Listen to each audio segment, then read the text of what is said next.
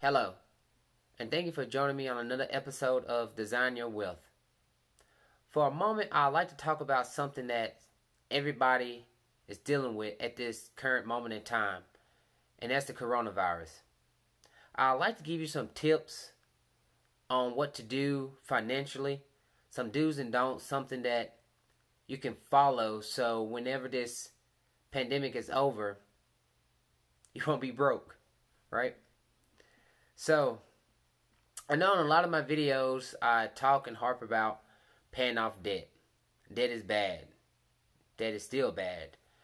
But the current pandemic is worse than our debt. So, for this time, this one and only time, unless another pandemic come about, stop paying off debt. I know that's tough hearing coming from me, but stop paying off debt. We need to pile up cash. Cash is king. So, we know a few months ago the stock market took a dip. One of the biggest dip that it has seen since the Great Depression. And because of that, people lost a tremendous amount of money. People's retirement was affected. But luckily, the S&P has stabilized and has about gained back everything in the loss. But nevertheless, during that time, people was panicked, right? They had money in the stock market, and it was just chaos. So we want to pile up cash. You know, we don't want to have our money in the stock market. Now, I'm not telling you to pull money out of the stock market. If you have money in the stock market already during this pandemic, leave it there, especially if you done lost money. If you pull it out now, that money is gone. The stock market goes in waves, right? So if it's down today, it'll be up tomorrow.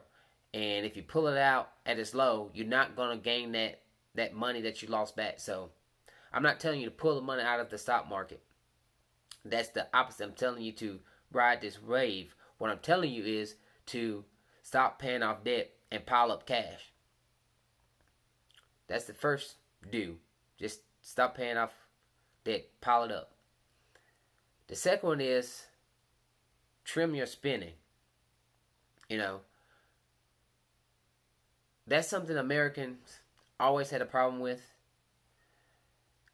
We in America, we are very fortunate to, quote unquote, have the good life, the land of freedom and promise, and all that other good stuff. So Americans, we are used to having what we want and getting what we want. You know, I remember not too long ago when this pandemic hit the U.S. hard, and it was hard to find toilet paper, right? So, and people was going crazy. So that let us know that the very simple things that we are not accustomed of doing without. We, as Americans, we expect the best. And we spend. We spend a lot. So trim your spending. We need to do this, like my previous point was, to save money. We don't need unnecessary money going on things that we definitely don't need during this pandemic. We don't need a new car during this pandemic. We don't need to upgrade house during this pandemic. You know, we don't need to do all this stuff that we would normally do during the pandemic. This is uncharted waters. So we don't know what the future may hold, right? So we need to plan today so that we can have a better tomorrow, a brighter tomorrow, and not be broke, right?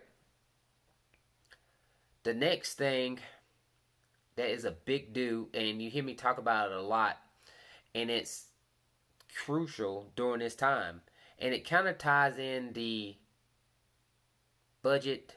It kind of ties in the trim your spending and, you know, stop paying off your debt, and that's budgeting. Budgeting is, of course, putting down on paper what you have coming in versus what you got going out. And this budget will act as a plan, as a blueprint for you to see exactly what you have coming in and going out. You know, you can write down your line items on a piece of paper. And like I said before, you need to trim your spending. So, you know, if on your budget you have $50 for, I don't know, some pH balanced water or something crazy like that. You know, we ain't getting no pH balanced water during the corona times, right? We trimming our spending. Aquafina, I'm quite sure tastes just the same, or some tap water. So go with that. Budget is very, very crucial during this time. We need to know what is coming in and what's going out so that we can save as much as possible and not have nonsense, our money going to nonsense. The next thing that I like to point out is, and this is a do, we do not, right, want to get sucked into to scams. Unfortunately, people like to take advantage of people, especially during their time of needs, right? So I put this on a do because we do need to stay vigilant. We need to stay watched. We need to stay watch upon our finances, upon our home. You know, we can't leave it up to no one else. We have to do it. So we need to stay vigilant. That's why I put this on a do. Like any scam, if it sounds too good to be true, 9 times out of 10, it's too good to be true. So just keep moving. You know, stick to the basics. And the basics are in personal finance. You know, we spend less than we make. That same concept goes the same during the pandemic as it does without a pandemic. It's just now we need to be aware and be more vigilant on what we are spending because we are trying to pile up more money in case this pandemic goes on for an extended period of time, right? Because people are losing their jobs left and right, and you know, having that pile of cash will be a safety net. It will be a breath of fresh air. If you lose your job, you won't have to scurry out and try to find a job in this crazy environment. And it also gives you a peace of mind if you got your job during this pandemic. You know, having a pile of money just make you breathe better. In my case, I mean, maybe you like to be broke. I don't know. If you like to be broke, just don't follow these principles, these rules during the pandemic or not. But a pile of money give you freedom. It give you choices and options. And the big one, and I don't understand why people still choose not to do it. Follow the guidelines of the CDC, right? And I put this under the do list on the finances because we're talking about finance, right? It's because if you get sick during this pandemic and you can't work, guess what's going to be affected? Your finances. So follow the guidelines. If they say wear a mask, wear 2 masks. Wear 3 of them. If they say stay 6 feet apart, stay 12. You know, if you think it helps or not, the thing is, it can't do any worse, right? So, if it's a chance that it can stop you from getting sick, do it. Is that simple? Because if we get sick and we lose our source of income, we're going to be in a world of hurt. And not even the income, you know, because money is important, but money is just a tool. Money just give us, like I said before, the options, the choices to do things. You know, if you get corona and something tragic happen, you know, if you develop a chronic illness and it's something that goes on the rest of your life, not only are you not going to be able to work and it's going to affect you, it's going to affect your lineage because you're not going to be able to save. You're not going to be able to invest like you would be able to if you was in proper health. So follow the guidelines of the CDC. It's just the right thing to do. Now, let's talk about some don'ts. Things that you don't want to do. And I know this is hard because I have been tempted to do it. I have friends and family that have done it and still doing it. So I know a lot of the stay-at-home ordinance have been lifted, but in a lot of places, stay-at-home ordinances are still in place, and a lot of people are homeschooling their kids, and they're just home more, period. So don't get into this home improvement phase, right? Yes, fixing up your house is important, but we plan for those things. If you have a 10-year roof, we create a sinking fund, put a little bit back each year, so on that 10th year, if it need to be replaced, we have the money, right? Or anything, if a door break, we just don't go out and run and get it unless it's a exterior door and you don't want critters and robbers in your house. We usually say, I'm going to save a little out this check, a little out this check, and I'm going to get the door. We just don't usually run out and get it unless it's just important for security reasons,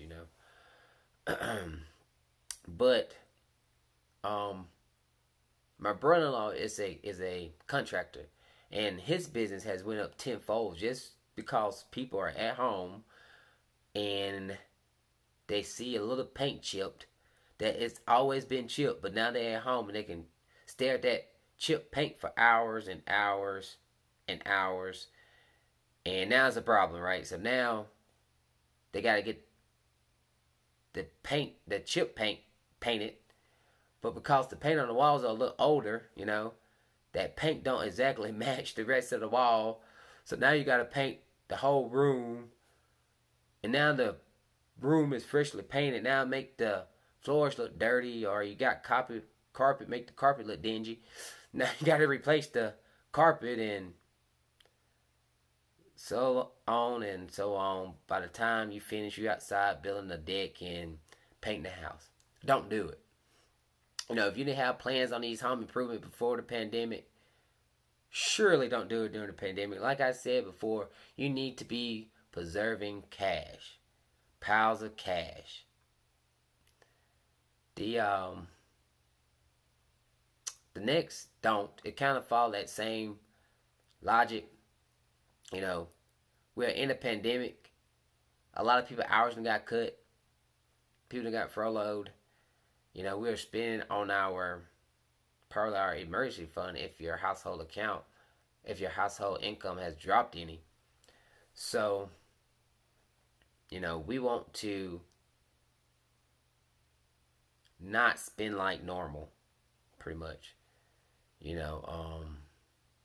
Like I said before, you don't want to spend more than you make. So if your household income drop, of course your spending needs to drop. And on just in practice, like I said, it's a pandemic, uncharted waters. Why would you want to spend the same amount you were spending before the pandemic?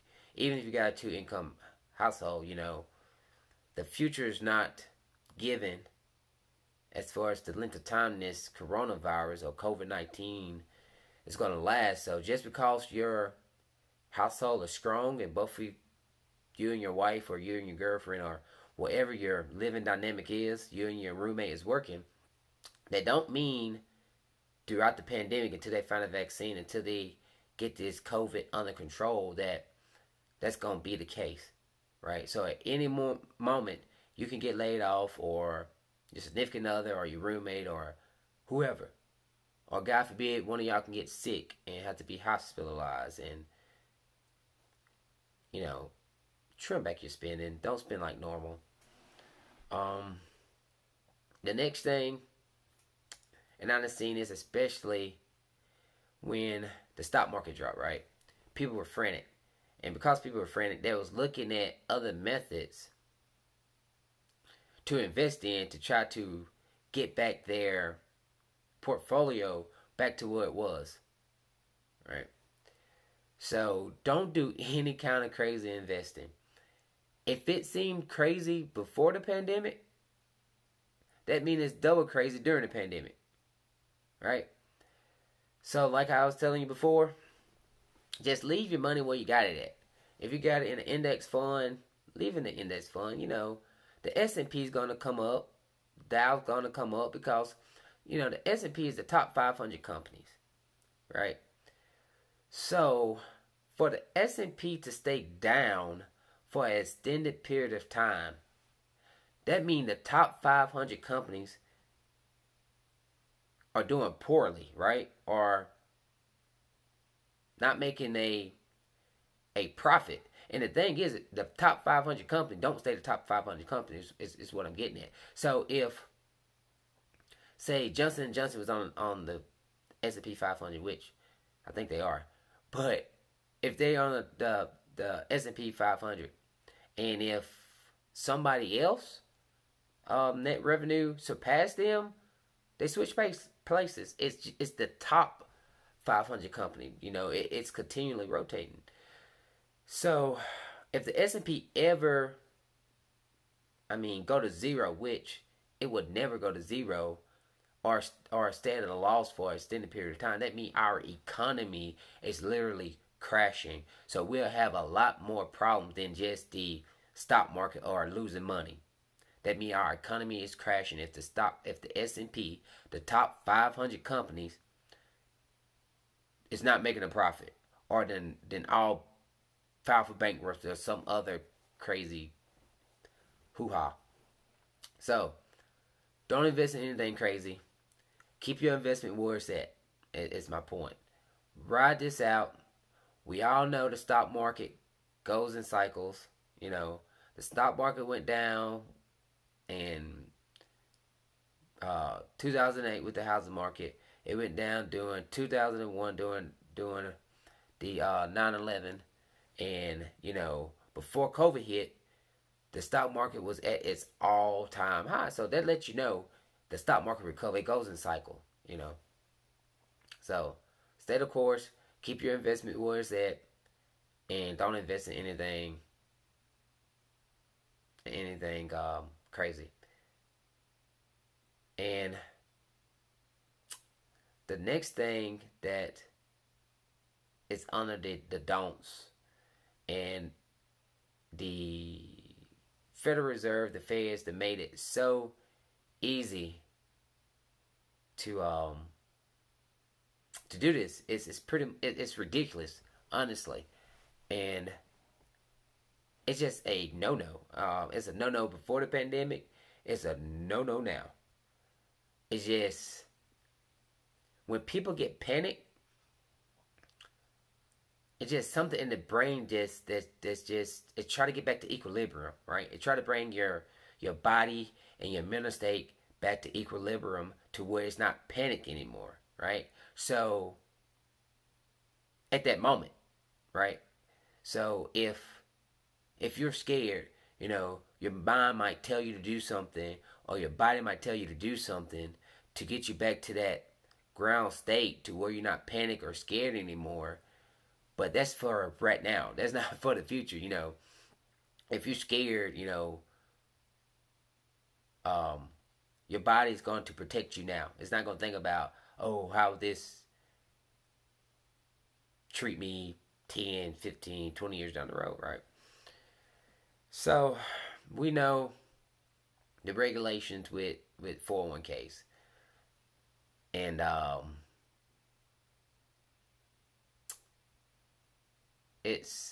you get penalized 10% for pulling out early, and then you have to pay your individual income taxes on that, right? That was before the pandemic.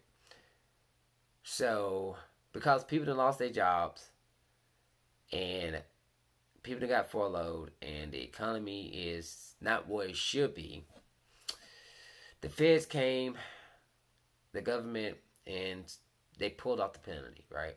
That was like, you can draw out of retirement early 100% and not get penalized. And people went crazy. People started pulling it out left and right. Not thinking about, oh, when this pandemic over, I'm still going to have to retire, but if I done pulled out my money, you know, I don't have anything to retire off of. And the thing is, if you think about it, let's say if you pull out that money and your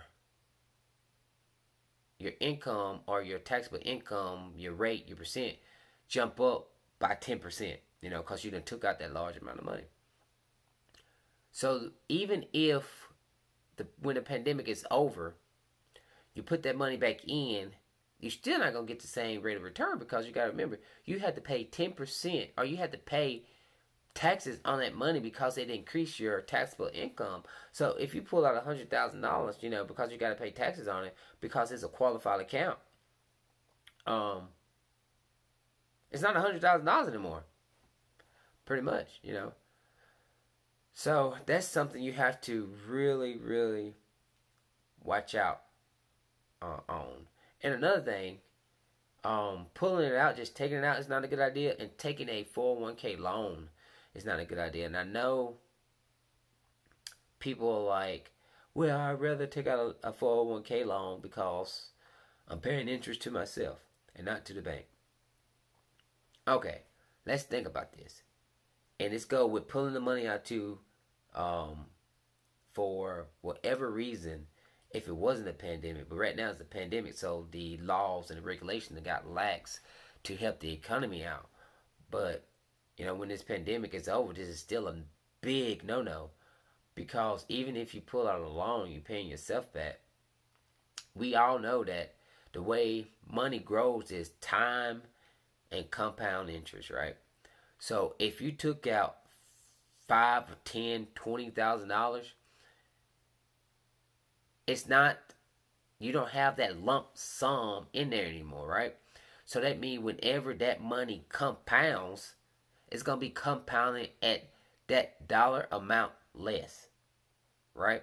So, you know, the rule of 72 states that it gives you the amount of years that your money will double, right? On average, it's like 7 to 8 years if you're getting 10 to 12%, right? So if you take that money out and it take you 5 years to pay it back, whenever it doubled, if you took out $10,000, that's almost $20,000 a couple of years later that it would have compounded into, because it's not there, you know. So leave your investment, leave your retirement, what is it, and let it do what it was designed to do, to grow. Let it grow. You know, like those old pressure cookers, or what was it, crock pot. Set it and forget it, right? Put the money in there, set it, you know, set up monthly contributions, let that money come out and forget it. It's just during this pandemic, people are scared. And it got a little bit better, but I know when the stock market took that dip, people was frantic, you know, because you got to look, we was in a bull market for 8 or 9 years, and that hit. So, you know, just don't do it. Don't think about just today. Think about your tomorrow, and we'll be okay. So I hope this video was helpful. If you have any question, please leave me a comment, and we can converse and we can figure out the problem you're having and try to come up with a solution. And please like and subscribe to this channel and hit the bell notification, so when I put out more content, you will be the first to know. Well, you won't be the first, it'll be a group of people. But thank you for watching, and check out some of my other videos.